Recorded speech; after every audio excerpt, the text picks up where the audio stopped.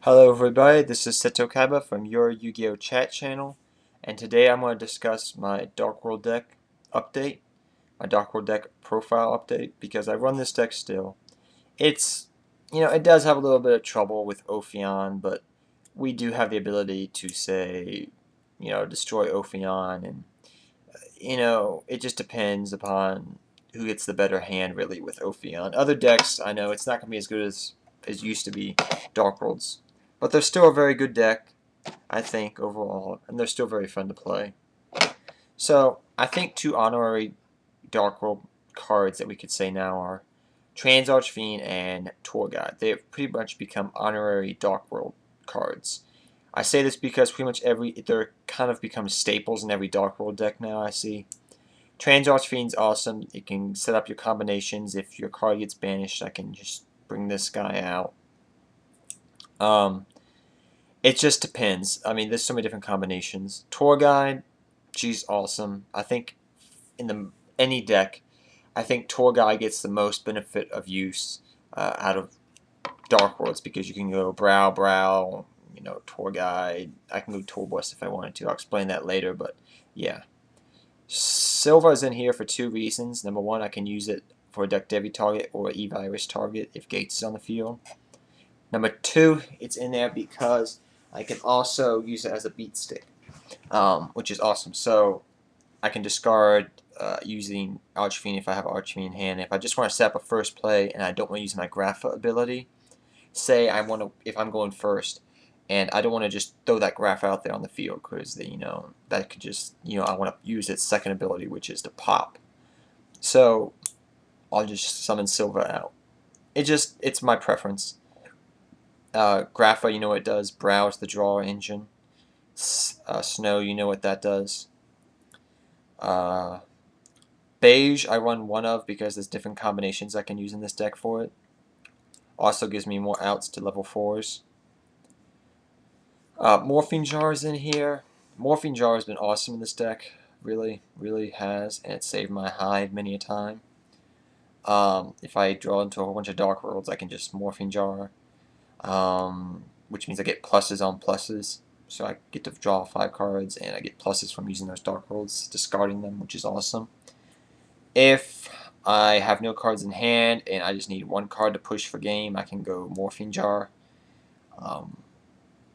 So I've done that before. So that's what's been fun. I mean, I've Morphine Jar just to get a beige, because it was the only Dark World in hand, and he had, like, I think 15 life points left, 1,500.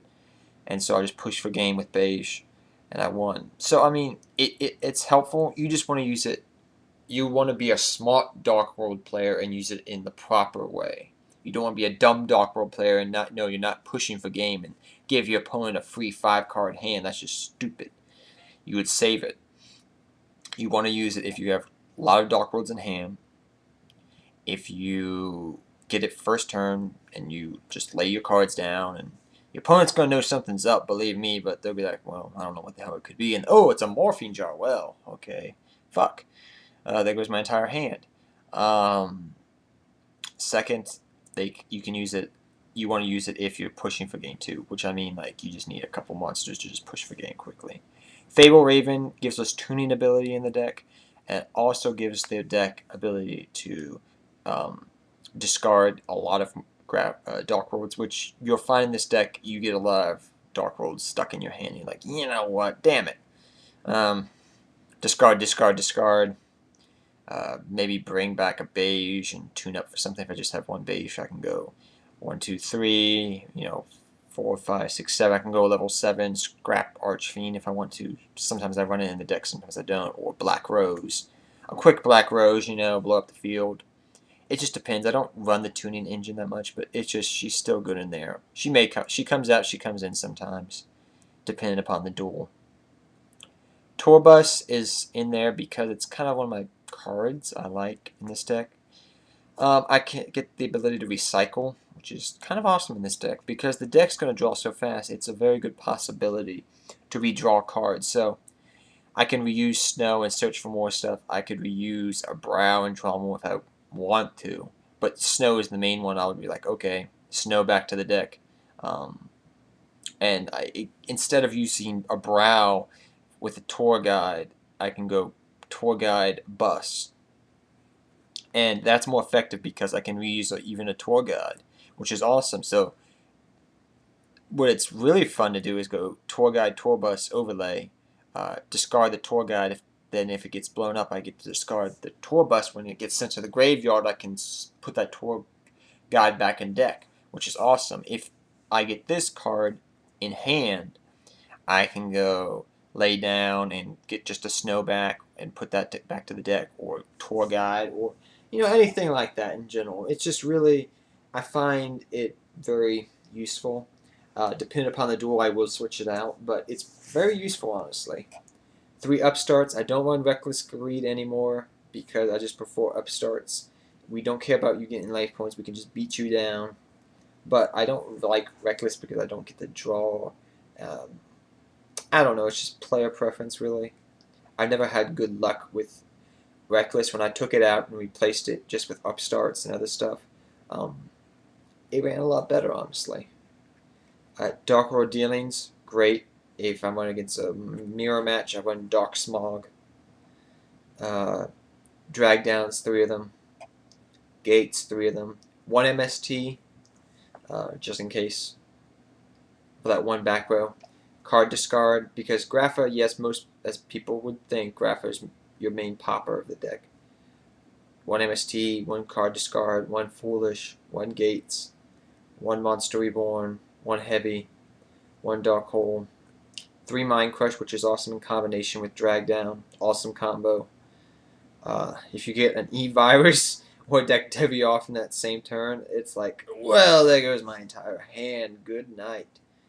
Because they also have to show it so you can go, oh, you have to show me the draw. Mind Crush that card. I don't want you to have that. So it's very awesome. These combinations you can do with Mind Crush. It's very annoying to players. The reason I don't run the Virus build that much is because I find it kind of inconsistent. I don't think in this format Deck Devi, in this format particular, that Deck Devi's as good as it was because of windups. That was the main reason why you would run 2. In this format, not so much because E-Dragons are too big for that and all that stuff. I don't know if they get touched that much. I haven't looked at their stats, but I just find as of right now, not that much. Spellbooks are your main thing you can kill with the viruses, so if we're going to get spellbooks, we're just going to side in that other Deck Devi with the Eradicator virus. If we're going against something else, we may just do this and then take out a tour bus for it.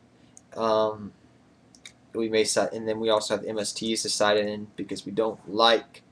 I don't run these in the side deck. That'd be stupid, but I'm just showing you. You don't want to run into a macro. You don't want to run into a Soul Drain. You don't want to run into any of these 3 cards right here because they, as Dark Hole players, you would hate that card. So siding, we side Dust Tornado and MSTs for that. Another thing I'm just going to say before I end this video is I do find, I've been playing around with the idea, you can give me your opinion upon it, that even though the deck draws amazingly, sometimes you don't need gates, sometimes. And what is the lesser of 2 evils? Okay, not using gates or using gates. Replacing gates with Iron Imperial Wall, because what would you rather have?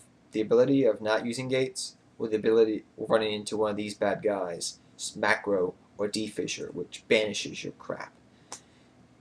Yes, I know Soul Drain would still be a problem, but we could run a lot of back row stuff. Hate to say. No, you don't do that. And it would also, Iron Imperial Wall also would stop bottomlesses, it would stop D-Fissures.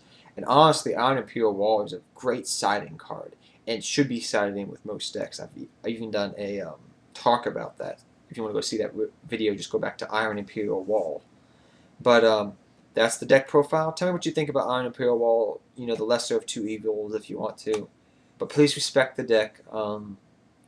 Please respect my preferences in cards. The deck runs pretty good. It did beat one of my crazy friends' Constellar decks in a match, which I tell you right now that nobody could beat that Constellar deck, and Constellars are very good. Invest in Constellars. They are going to be a very good deck.